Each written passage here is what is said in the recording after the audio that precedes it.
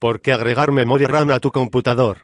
A la hora de actualizar el computador o de notar un rendimiento por debajo del deseado en las aplicaciones y el sistema operativo en general, hay una pregunta que el usuario debe hacerse. ¿Me conviene agregar más memoria RAM? La respuesta casi siempre es sí.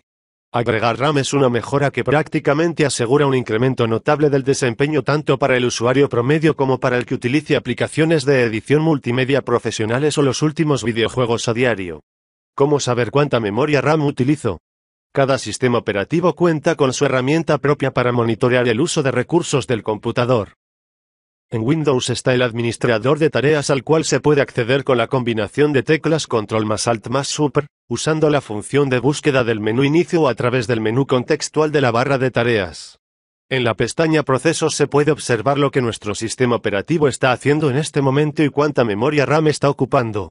En la pestaña Rendimiento se detalla qué porción sobre el total de la RAM disponible se está utilizando.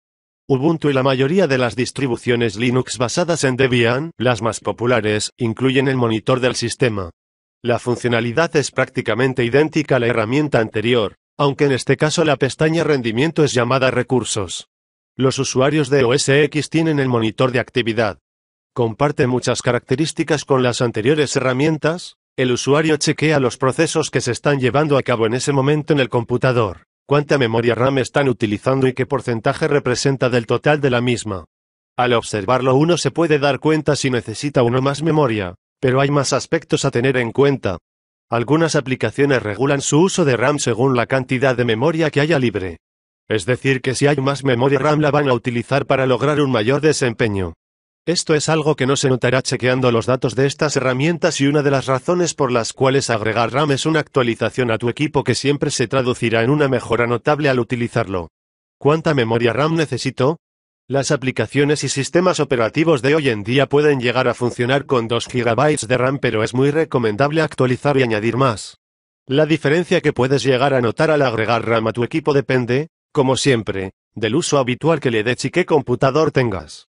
Primero es importante saber si cuentas con una CPU de 64 bits, ya que si tu CPU es 32 bits tiene un límite de 4 GB de memoria RAM, mientras que con 64 bits podremos agregar muchísima más cantidad.